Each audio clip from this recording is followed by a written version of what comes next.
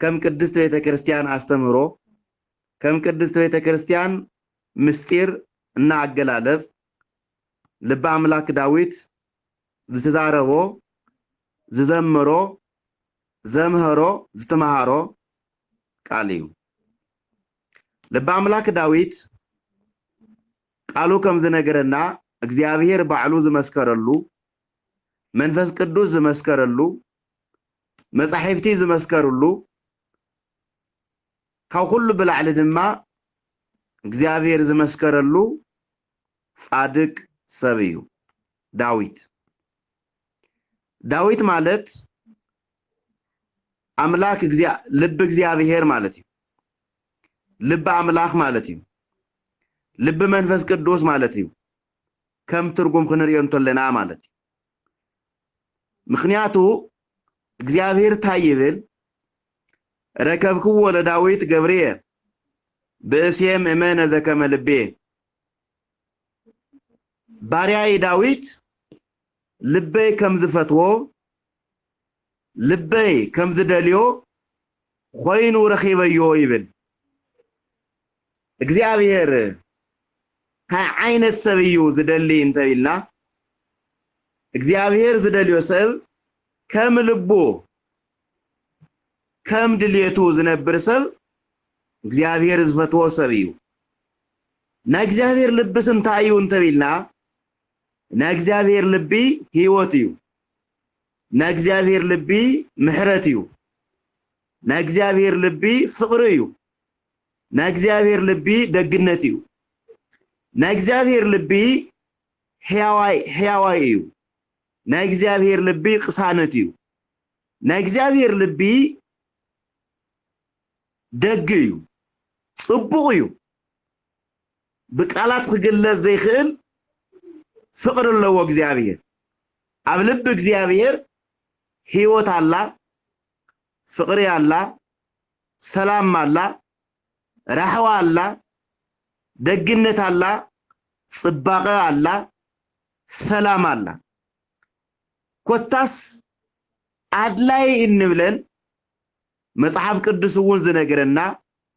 ንሕናውን ንመሃረን ጽቡቕ ነገራት ጽቡቕ ፍሬያት ሁሉ ዝባሃላ ከእግዚአብሔር ልቢ ይፈልቃ ከእግዚአብሔር ልቢ ይወጻ ከእግዚአብሔር ልቢ ወጽየን ከዓና ወድሰብ ልቢ ይበጽሓ ማለት ናእግዚአብሔር ልቢ እዙ ይሐስብ ናእግዚአብሔር ልቢ ዕለት ዘይኮነስ አጠቃላይ ምፍራቅ ዘይውሉ ምልዋጥ ዘይውሉ ሙጻ ሙራድ ዘይውሉ በአጠቃላይ ናእግዚአብሔር ልቢ ፍቅር እዩ ሰላም እዩ ምሕረት እዩ ቸርነት እዩ ደግነት እዩ ሃይማኖት እዩ ጽድቅ እዩ እዚ እዩ ናእግዚአብሔር ልቢ ውሕድ ብዝበለ ንስ ብዝበለ ክግለጽ እንተሎ ማለት እዩ ካብዚ ብላዕሊ ከዓ አግፊሕኩም አስፊሕኩም ትሪእዎ ትኽእሉ ኢኹም ልበ አምላክ ዳዊት እዘን ሐሳባት ዚን እዘን ተግባራት ዚን ናይ ምትግባር ናይ ምስራሕ ናይ ምፍጻም ተኽእሎ ዝነበሮ ናእግዚአብሔር ጸጋ ዘይተፈለዮ ናእግዚአብሔር ምሕረት ዘይተፈለዮ ጽድቂ ዘይተፈለዮ ሓቂ ዘይተፈለየቶ ፍትሒ ዘይተፈለየቶ ንጉስ ነይሩ እዚ ክብለኩም እንተለኹ ግን ኃጢአት አይፈጸመን ኃጢአት አይገበረን ፈጽሙ ጻዲቅ እዩ አይኮነን ዝብለኩም ዘለኹ በዋናነት ናይ ዳዊት ባህሪያት ናይ ዳዊት ህይወት ክረአ እንተሎ ክግመት እንተሎ ክግምገም እንተሎ ግን ብዚያት እዩ ሓሊፉ እግዚአብሔር እውን እዚ ስለዝፈልጥ እዚ ስለዝረአየሉ ዳዊት እንታይ ቢሉ መስኪሩሉ እግዚአብሔር ንዳዊት ረከብክዎ ለዳዊት ገብርኤ በእስየ እመነ ዘከመ ልቤ ባሪያይ ዳዊት ረኺበዮ ከመ ኮይኑ ረኺብዎ እግዚአብሔር ንዳዊት ልቡ ከም ዝፈትዎ ልቡ ከም ዝደልዮ መጻሕፍቲ ከም ዝደልዮ ናይ እግዚአብሔር ዓላማ ከም ዝደልዮ ኮይኑ ዳዊት ተረኺቡ أب قدم እግዚአብሔር ማለት እዩ أب قدم ሃይማኖት ማለት እዩ أب قدم ትንቢት ማለት እዩ أب قدم ዝማሬ ማለት እዩ أب قدم እግዚአብሔር أب قدم ስላሴ ዝፈትዎ ኮይኑ ተረኺቡ ልበ አምላክ ዳዊት እትሱ ዝነበሮ ህይወት ክንነብር ንሕና ማለት እዩ ንሕና ክርስቲያን ንሕና እስራኤላውያን ክብለኩም እንተለኹ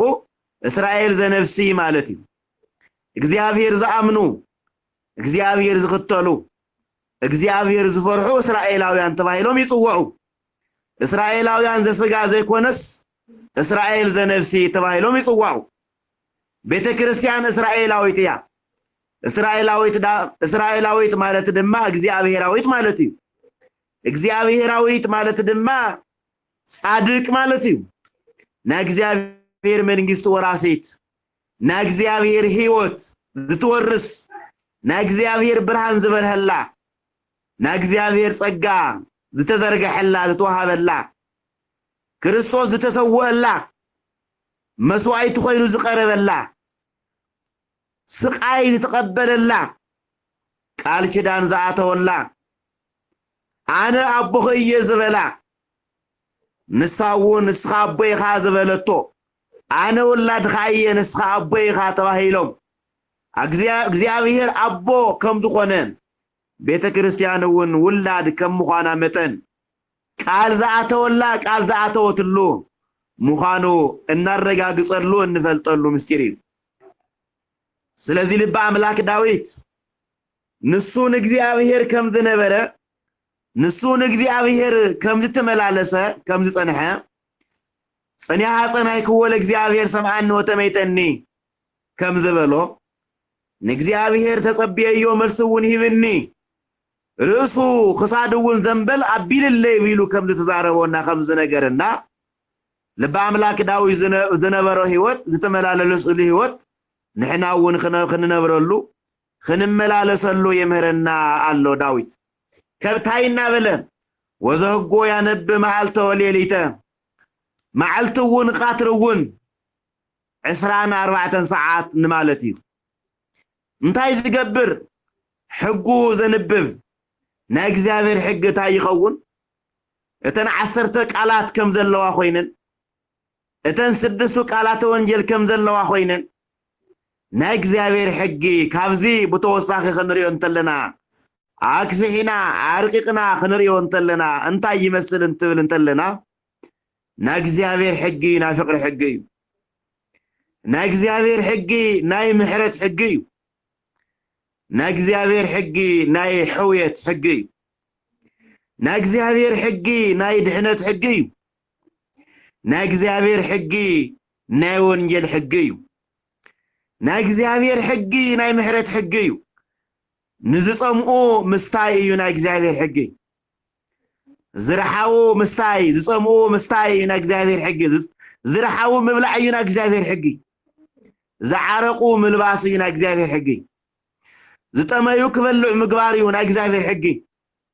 ዝሞቱ ክትሱ ምግባር እዩ ናይ እግዚአብሔር ሕግ ዝዓረቁ ክደኑ ምግባር እዩ ናይ እግዚአብሔር ሕግ ዝሞቱ ክትሱ ምግባር እዩ ናይ እግዚአብሔር ሕግ ህይወት ዝሰኣኑ ህይወት ክረኹ ምግባር እዩ ናይ እግዚአብሔር ሕግ ዝረሓቁ ክቀርቡ ምግባር እዩ ናይ እግዚአብሔር ሕግ ዝክሓዱ ከኣምኑ ምግባር እዩ ናይ እግዚአብሔር ሕግ ስጋኡ ዘይበልዑ ስጋኡ ክበልዑ እዩ ናይ እግዚአብሔር ሕግ ደሙ ዘይሰተዩ ደሙ ክሰትዩ ናይ እግዚአብሔር ሕግ ዝረሓቁ ክቀርቡ እዩ ናይ እግዚአብሔር ሕግ በወንጀል ከኣምኑ እዩ ናይ እግዚአብሔር ሕግ ናይ ተዋሂዶ ሃይማኖት ተኸተልቲ ክኾኑ እዩ ናይ እግዚአብሔር ሕግ እዚ እዩ ናይ እግዚአብሔር ሕግ በሓፂሩ ክንገልጾ ልተልና ማለት እዩ እዚ ዝገብር ሰብ ይብለና ልበ አምላክ ዳዊት ወይከውን ከመጽንተ ትክልት ሃበ ሞሃዘ ማይ እዘን ዝዘርዘርናየን ቃላት ዘንዘርዘርናየን ምስጢራት ብሙለን ዝገብር ሰብ ይብልሞ ልበ አምላክ ዳዊት አማይ ወሰን ዝተኸለት ዛፍ ወይ ከዓ ቆጽሊ ወይ ከዓ ዋርካ ይመስል ይብል ዋርካ ማለት ዳዕሮ ማለት ዘይት كل جزين لم زي فليا رحسي زي فليا بركة زي فليا صقاق زيابير زي فليا زدخو سب يعرف الله صحاي زك أطلو سب يطلل الله كم زمنو أجل لصا كارون داي أوكسايد وحيطة ناي بكلت نفاس وحيطة ناي هيوت نفاس تتنفس زاف زي صنع عزي زي صنعو ساينسيو كارون داي أوكسايد وحيطة أوكسجين تبنا مالتيو لم زاف زي ترى حقنا يكونن ناكبابي بركة تخون الله ناكبابي أصقات تخون الله ناي تفترو ميزانون حلوا تركب لم زاف لم قصلي لم دعرو ولا أولي عبلوا زبالكم ما ختلوا تخليكم تعزاف بزيها قدس تراح لم مخانا خنفلت أي قبع قرنشاف كم زلوا خنفلت أي قبع عمببا كم زلوا كنفلت أي قبع فريه كم زلوا كنفلت أي قبع زي تراح يكونن كم زي عينت زاف كم زي عينت خصلي كم زي عينت مركع زلوا زاف نايت الكبابي محبير سب جزاي سرح الله عنصيتي قبرة مقبوي قبرة سيسايوي قبرة كافتا الزاف زرخو برخة تتقيمو أملاكو اكزيابير يمسجن ودسف زيت راح زي خونس كافت مريت كافت عكبابي لملامي خيطفت قبر تازاف مالتي ناي تفترو ميزان لبنخكم عازيو إذا خطقبر انت خوينا خعا تازاف انت خطتكمل لوا انت بيلنا بتزمل خطو أكال انكبكاوي يدليا كتكواتوس يدليا كالص لايك تحلو يقبع ماي كتستي يقبع أير خطركب يقبع ناي صحاي برهان خطركب يقبع ناي صحاي موغت خعا خطركب يقبع عدلاي زبهال ناي سماي ناي أير ناي مدري نترى نجر بملو كم زدليا نرسعو ناخذ نزنقعو يبلنا إزي تركب زعف إزي تركب دعرو ولوا أولي كل جزية لملمية كل جزية تسفال لوا كل جزية سقال لوا كل جزية بركات لوا إزي انت خوينا انت زعف انت يبلنا قصيلو تمسمر انت توفريها بب جزيها بب جزيو أبزاد لي ساعات كله بركة فريخ تفنى كم تخيل وقصلاني يتنقف تقصلون كم زي رقفها ويلي مهرنا لبا ملاك داويت عب وسن ماي عب بحري وسن عب فساسي ماي وسن زي تتخلت زاف عدلاي زبال نقر بملو حيزا كمل نرخبا التراتري بمخانو زاف تواهلو لتصوع من يون تبلنا وزهقو ينب معالتا وليليتا معالتا ونقاترون ليتون قاترون 24 ساعات نا أملاكو حقي زنب بسب كمزا زاف زي أيقوون يبلنا نا منفس قدوس كتكواتو زي فليو ناي منفس قدوس صقا زي فليو ناي منفس قدوس لملامي زي فليو ناي منفس قدوس عمببا زي فليو ناي منفس قدوس فري زي فليو كل جزي ناي منفس قدوس ناي هيوت ماي ناسته كم زنبر سب ناسته زنبر سمخانو يرغاغص لنا لب املاك داويت وجاهم إذا قال زي سمعكم كلاتنا كلهم ናይ መንፈስ ቅዱስ ማይ ንስተ ናይ እግዚአብሔር ወልድ ማይ ንስተ ናይ እግዚአብሔር አብ ማይ ንስተ ናይ ቅድስት ቤተ ክርስቲያን ማይ ንስተ ናይ ወንጌል ማይ ንስተ ናይ መስቀል ማይ ንስተ ናይ ዕለት ዓርቢ ማይ ንስተ እታ ሳምራዊት ሰምዐቶና ዝተየቶ ማይ ንስተ ንሱ ታይውን ተቢልኹምኒ ናይ ወልደ እግዚአብሔር ማይ ሕይወት እዩ አፍላገ ማይ ሕይወት ዘይውዝም ከርሱ ተባሂሉ ከም ዝተነገረና ካብ መንፈስ ቅዱስ ባህሪ ካብ ወልደ እግዚአብሔር ባህሪ ካብ እግዚአብሔር አብ ባህሪ ዝፈስስ መልክዑ ጻዕዳ ዘይትብልዎ ወይ ከዓ ክትትርጉምዎ ዘይትኽእሉ እጹብ ድንቅ ተባሂሉ ዝጽዋዕ ናይ ወልደ እግዚአብሔር ማይ ሕይወት ክንሰቲ ይግበአና ምእመናን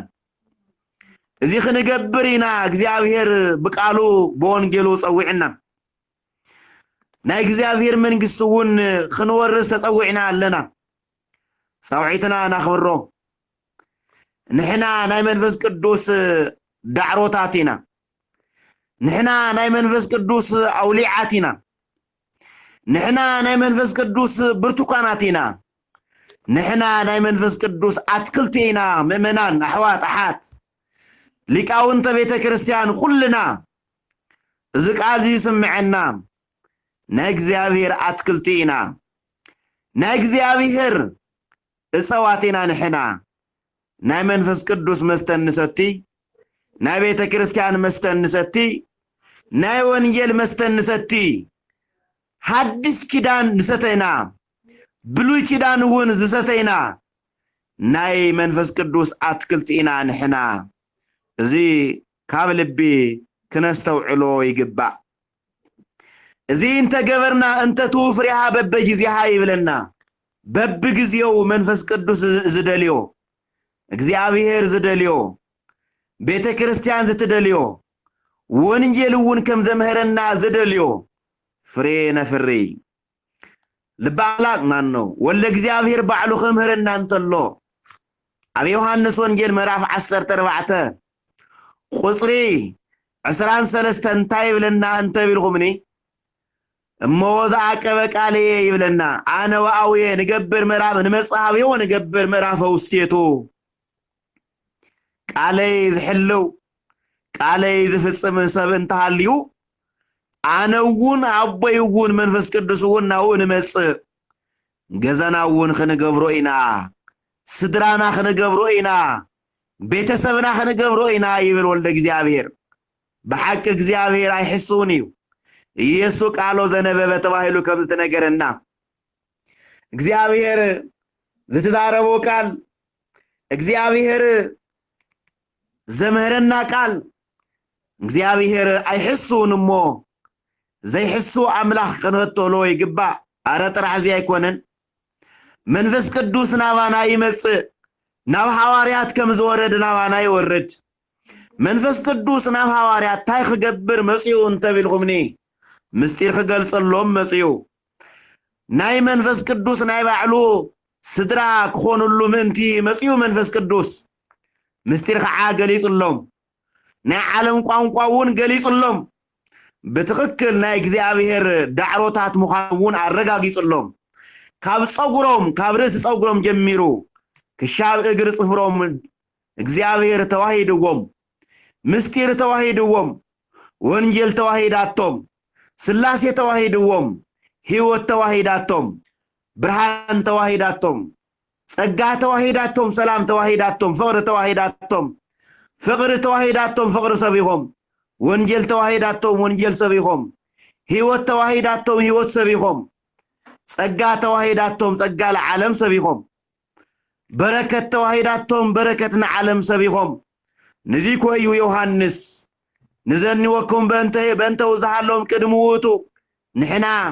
ቅድመ ዓለም ስለ ዝነበረ ስለ እግዚአብሔር ሰበከኩም ኣለና ንነግረኩም ኣለና ንምህረኩም ኣለና ዘሰማይናሁ በእዘኒነ በእዝንና ስለ ሰማዕናዮ ስለ እግዚአብሔር ንነግረኩም ኣለና ዘበለና ካብዚ ተበጊሱ እዩ ሕይወት ብኢድና ዳሲስና ይብለና قالاون كتزارون تلا بإذن سمعنا يا بأداونا داسيسنا يا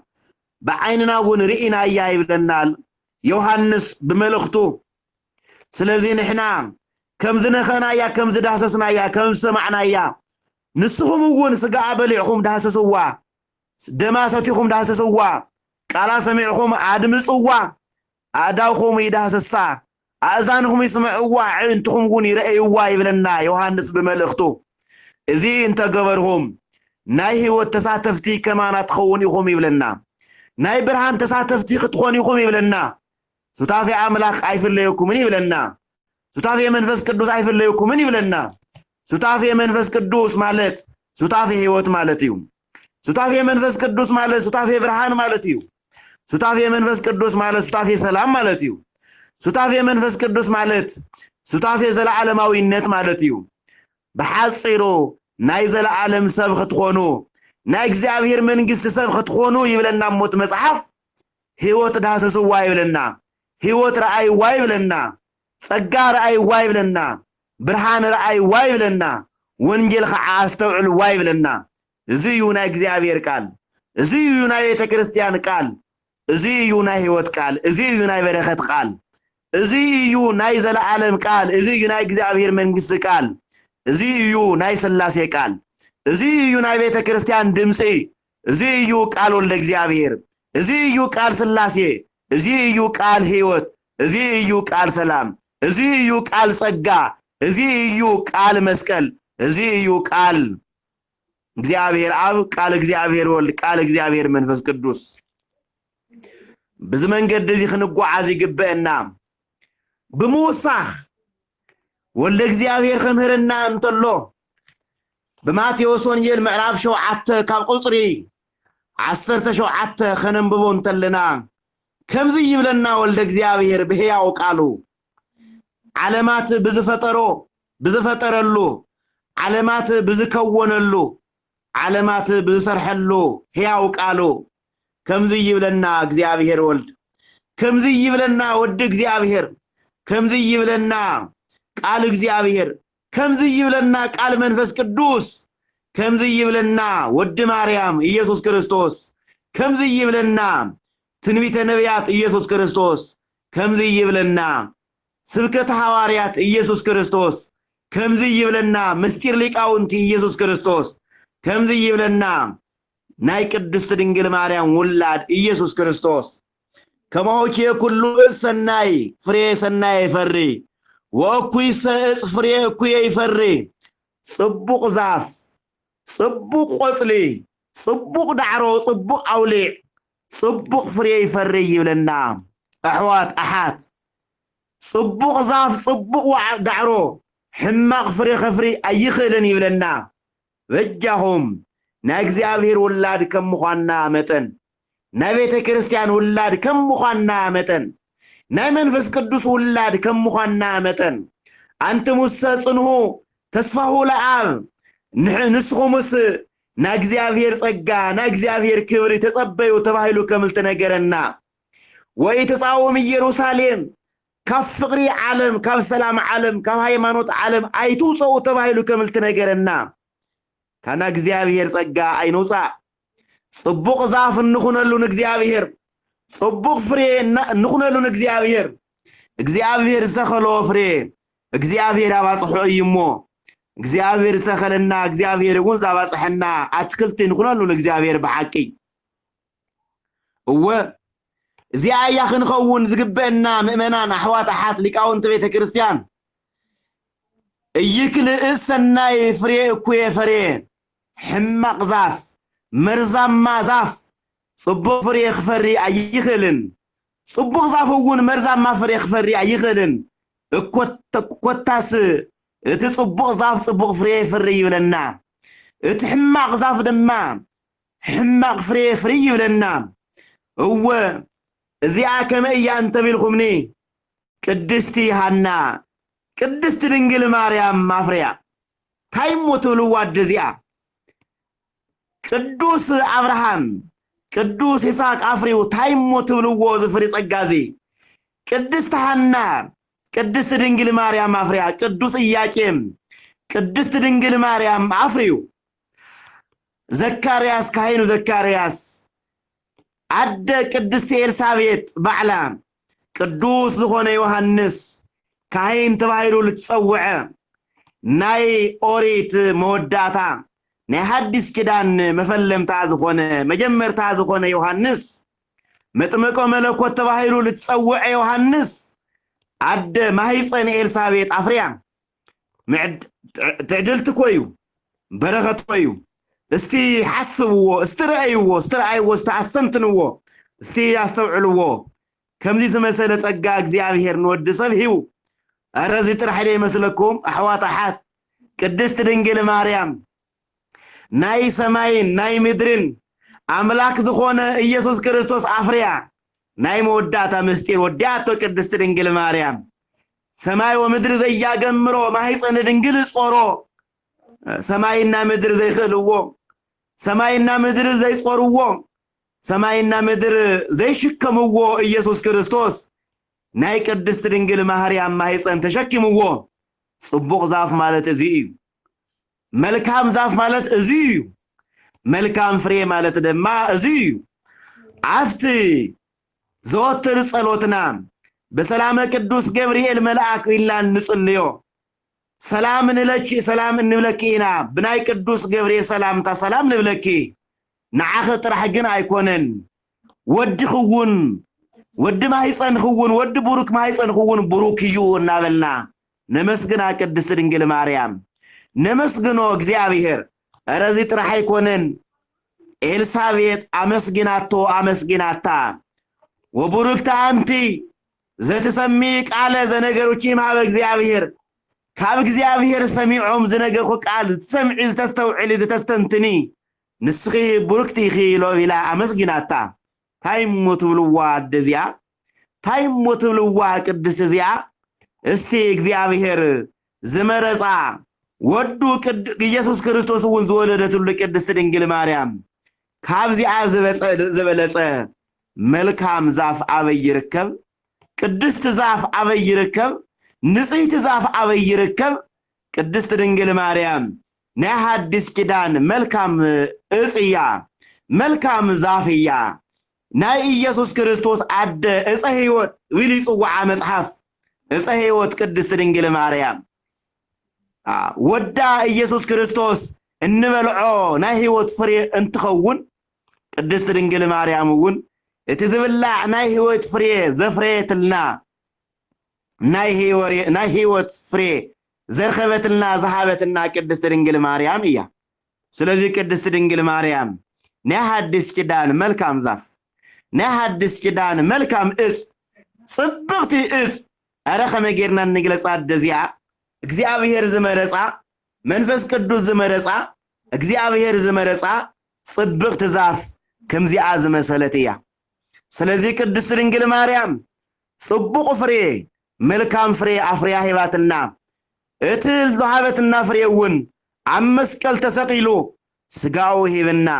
ደሙ ሂብና መንፈሱ ሂብና ገነት አውሪስና ካብዚ ዝበለጸ ጸጋ ለወድ ሰብ አይተዋበኒዩ ካብዚ ዝበለጸ ጸጋስ እንታይ አሎ እግዚአብሔር ዘይሃበና ጽቦ ነገርስ እንታይ አሎ እግዚአብሔር ዘይሃበና ጸጋስ እንታይ አሎ አህዋት አሓት እስቲ ነስተውዕሎ እስቲ እናስተንትኖ እስቲ ምስልብና እንናበብ እስቲ ምስልብና እንራኸብ ምስ መጻሕፍቲ እንራኸብ ምስተውዓል እንራኸብ ምስ ጥበብ እንራኸብ እስቲ ምስትን ምስምምርማር እንራኸብ ምዚያን ክንራኸብ እንተለና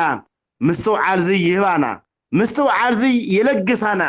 አስተውዕሉ ነስተውዕል መወዳታ خوكم زدلي ويخع موداتا نغركم زدلي قال انتا ايو انتا بيلكمني نحناس صبوق فرين خنفري تا عينت زاف كنخون علنا እግዚአብሔር ዝፈቶ ዛፍ እግዚአብሔር ዝፈቶ ዳዕሮ እግዚአብሔር ዝፈቶ አውሊዕ ወይ ብርቱካን ወይም በለስ خنخون እፀወት خنخون እግዚአብሔር በበመዓልቱ ፍሬኡ ዝእክበሉ ዛፍ ወይ ዓለምለን ተስፋ ዘለና ጸጋ ዘለና ናይ እግዚአብሔር ጸጋ ዘይተፈለዮ ዛፍ ክንኸውን እንታይ ዓይነት ፍሬ خنفري يقبأنا انت بالخمني مجمريا صبق ضعف مخانيو مجمعنا منفس قدوس تخلي مخانيو مغنياتو عاب ماتيوس ونجيل معراف 15 جمرنا خنانو انتلنا كلاكي تكل انتي تكلا اوي لا تسرو عبوي زي تخلا تخلي تنقل منفس قدوس زي تخلا تخلي تنقل عبوي كم زي تخلا عنوز زي تخل خوا عبوي زي تخلا عنوز زي تخل خوا هيوتي منفس قدوس زي تخلا تخلي تنقل تباهيلو كم تنقرنا بونجل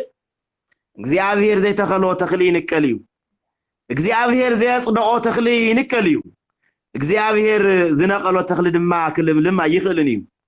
እግዚአብሔር ዝነቀሎ ተخሊ ፍሬ ክህልዋ ይኽልን እዩ እግዚአብሔር ዝነቀሎ ተخሊ ጸጋ ክህልዋ ይኽልን እዩ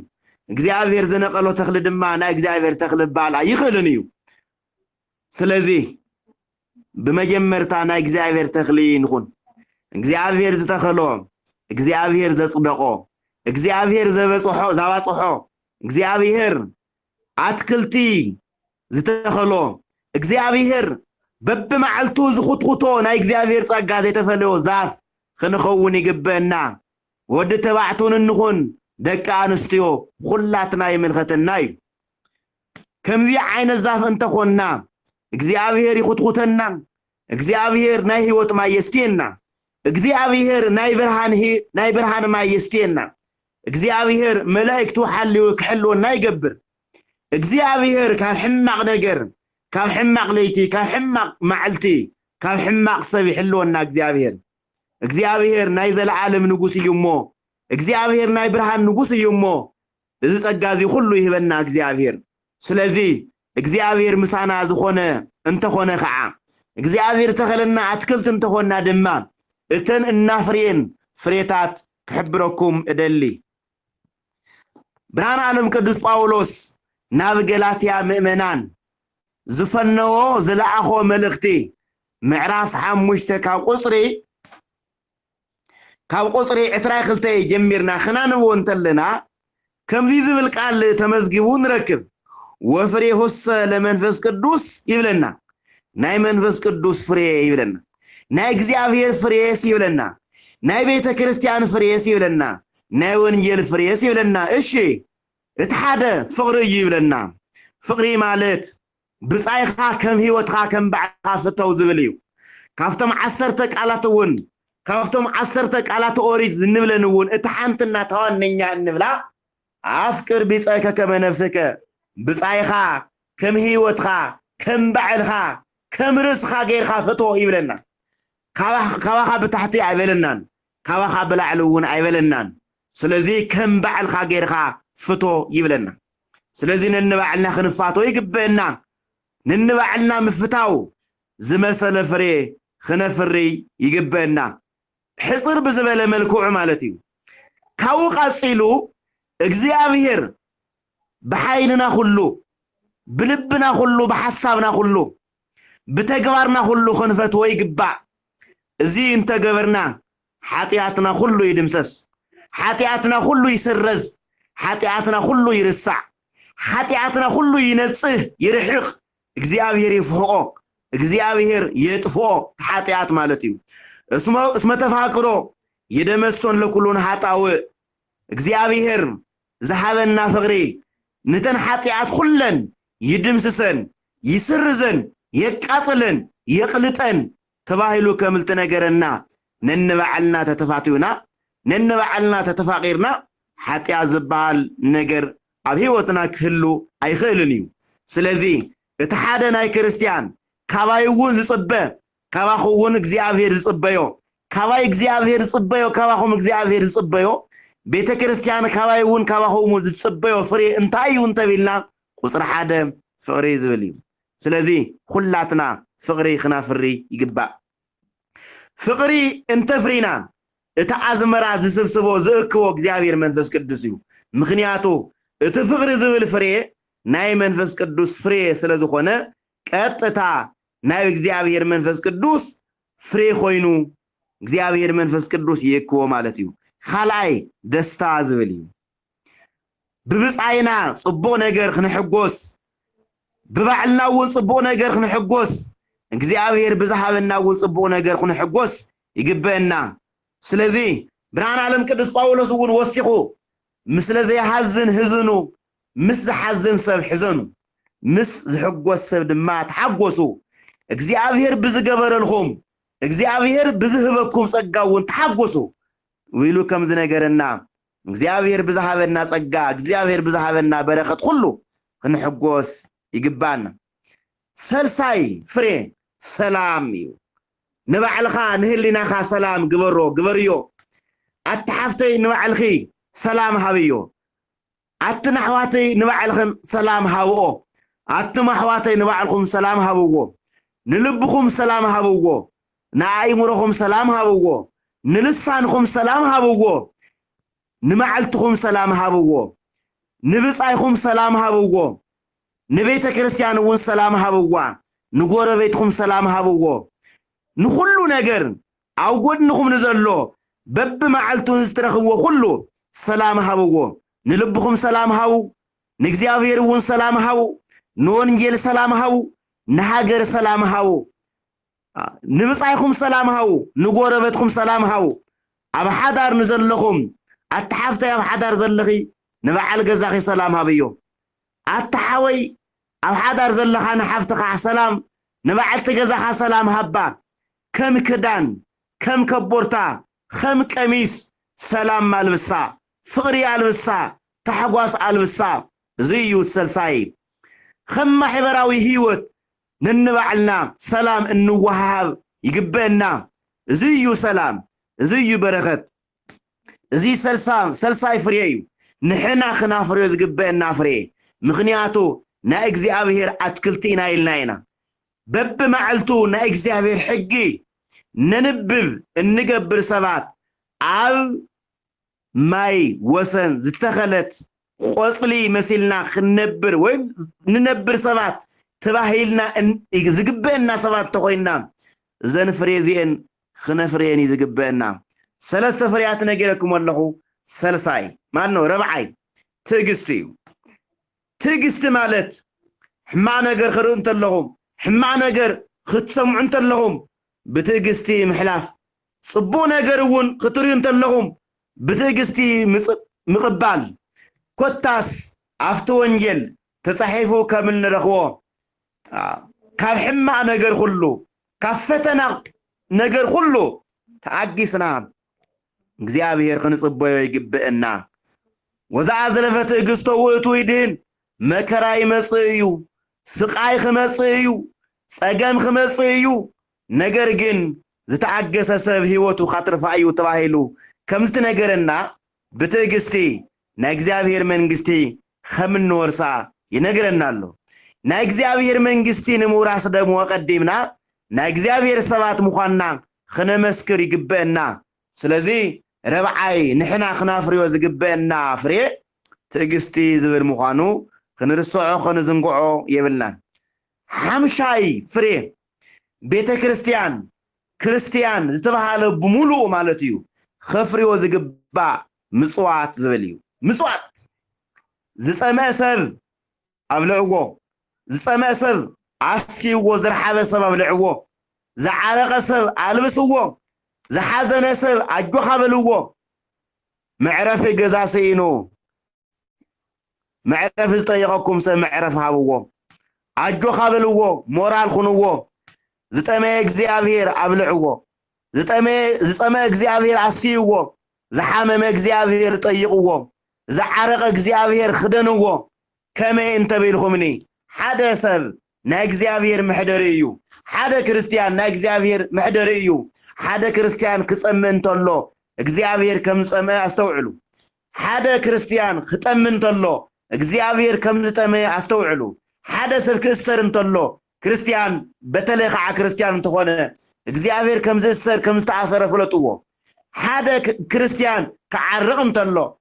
طرحو خير انتلو እግዚአብሔር طرحو خير كم زلو استوعلو زي فليتنا زي استوعلنا خنطيقو يقبا حدا كريستيان او هوسبيتال دقيسون ترخوخمو እግዚአብሔር دقيس كم زرخوخمو كم زرخونا يخنقطرو يقبا زي استوعلنا عفتز حمامة عفتز طمي عفتز عرقة عفتز صنسب صبو تقبار خنقبر يقبرنا سلازي مسوات عدلاي مالت مسوات مالت مجمر تاون تايون تبيلخمني رحرحي دقنتي رحروح مخاني كما أملاخنا كما اكزيابير كما أدنا كمقدس دنجل ماريام رحروحان خنخون يقبع اتا حمشي تفريم خنافريا زقبنا كم كريستيان مسوات لتبل فري خنافري يقبنا خاليتي اتا شد شيت مالتيو هيروت زبليو هيروتون دقنت مالتيو خنعنا مالتيو ازي خعان حنا خنافري زقبنا فريو اتا شبعيتي خعات آياتي لخمني هايمانوت عبزخ الساعات كم تريوات لكم عالمنا كريستياني يزبل قدفكم مخالي محيبر سب كريستياني يزبل بمولو خطري وانتلهم كله كريستيان يكونن من البات بسمو خطوه علو يخيل من البات ناي كريستيان خدان خدان يخيل ناي كريستنا هيوتقن بزوح يكونن كريستيان عبزخ الساعات بزوح كريستيان يلن صديق زلو كريستيان وحديو حواتي حاتي سلازي هايمان زلو كريستيان نخون مستوعلت نخون صقا زلو كريستيان نخون اغزيابير زفرح كريستيان نخون اتحفتي اغزيابير تفرحخوني اتحاوي اغزيابير تفرحخون اتمحواتي اتمحاتي اغزيابير تفرحخونو اغزيابير نفرح نخون ازي انت قبنا اغزيابير اب صقاو ايفلينا نيو اغزيابير ካብ ቃወቱ አይፈለና ንዩ እግዚአብሔር ካብ ዘላለም ህይወት አይፈለና ንዩ ኑ ሀቤ በሩካኑ ለአው የትረሱ መንግስተ ሰማያት ዘድሉ ለኩም ቅድመ ይትፈጠር ዓለም አቱም ብሩኻት ናበይ ብሩኻት ናባይንዑ ዓለም ቅድመ ምፍጣሩ ዝትራለወልኩም ናይ እግዚአብሔር መንግስቲ ክትወርሱ ናባይንዑ ይብልና ሽዑ ናይ ብርሃን መንግስትን ወርስ ሽዑ ናይ ህይወት መንግስትን ወርስ ሽዑ ናይ ዘላለም መንግስትን ወርስ አቦና እግዚአብሔር ገይርና ነበር አዴና እግዚአብሔር ገይርና ነበር ሽዑ ምጽማዕ የለይ ሽዑ ጥሜት የለን ሽዑ ጻመ የለን ሽዑ ዕርቃን የለን ሽዑ ክህደት የለን ሽዑ ሕማቅ የለን ሽዑ ንብዓት የለን ሽዑ ፍርድ ምጉዳል የለን ሽዑ እግዚአብሔር ንጉስ ይሞ እታ ቅንዕት መንግስቱ አውሪስና ንዘላዓለሙ ምስ አምላኽና ምስ እግዚአብሔር ነበር አቦና እግዚአብሔርና መስገና ይሁን ነበር አብዝ ጸጋዚነ ምጻህ ሃይማኖት ከሎና ይግባ ወለ እግዚአብሔር ከመረና እንተሎ ወባይቱ መጽዮ ለጓለሚያው ይረክብኑ ሃይማኖት በዲበ ምድር ወደ እግዚአብሔርና ዘዓለም ዚያ መስመጸ ሃይማኖት አወድ ሰብ خرክብ ደይኾን ይብለና ስለዚህ አብ ጥያቄ ከም ዘአቱ ሰባት ከይንኸውን ንጠንቀቅ ንንሕድሕድና አተሓፍተ ተጠንቀቂ አተሓወይ ተጠንቀቅ አትነሓተ ተጠንቀቃ አትማህዋት የተጠንቀቁ ምስ እግዚአብሔር ንንበር ምስ ዓለም ኸይን ነበር ምስ ሰይጣን ኸይን ነበር ምስ ሕማቅ ኸይን ነበር ምስ ቃተልት ነፍስ ኸይን ነበር ምስ ከሓርቲ ኸይን ነበር ምስ ሓጢያስ ምስ በደል ምስ ነውሪ ምስ ሕማቅ ኸይን ነበር አስተውዕል እናስተውዕል እዚ የኽመኽረኩም እዚ የኽነግረኩም ዝደሊ እቲ ሸምናይ የዋሃት ዝብል እዩ የዋሃት ዝብል ቅንዕና ማለት እዩ مستی هیروز زبل یکراربیو گن یوه زبل قنعنا یوه کمرگوی مالتیو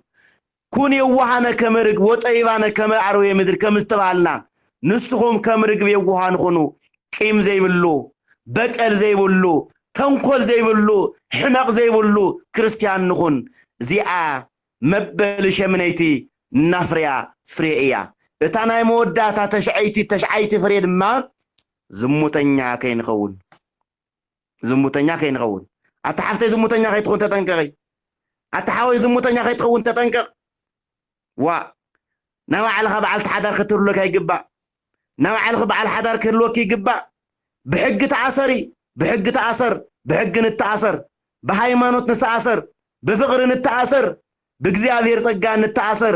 እግዚአብሔር بزحبنا قال ወንጌል تعصرنا ننبر بفقر وانجل تعاصرنا ننبر بهايمانو تعاصرنا ننبر بنصحنا قمر تعاصرنا ننبر زي نقرأكم زدلي حواتي حاتي زي انت قبرنا بحق ونا اكزابير واركاتاتنا اوليعاتنا ብርቱካናቲና በለሳቲና ስርናያቲና ናግዚአብሔር አትክልቴና እግዚአብሔር ዝተኸለና አትክልቴና በሐቂ መንፈስ ቅዱስ ዝተኸለና አትክልቴና በሐቂ እዘንት ሸዓንተ ናይ መንፈስ ቅዱስ ፍሬ እንተ ፍሪና እግዚአብሔር ወልድ ዝተኸለና አትክልቴና አቤተ ክርስቲያን ማህፀን ተተኺልና ዘባጻሕና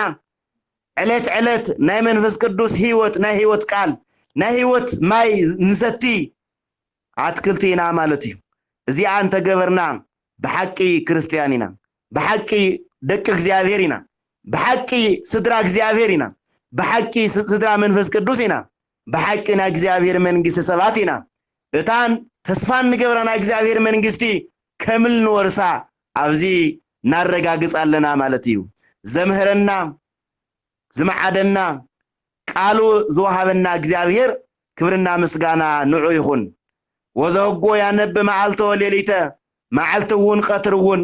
ና እግዚአብሔር ሕጊ ዘንበበ ወይከውን ከመት እንተ ተክልት አበ ሞሃ ዘማይ አብ ማይ ወሰን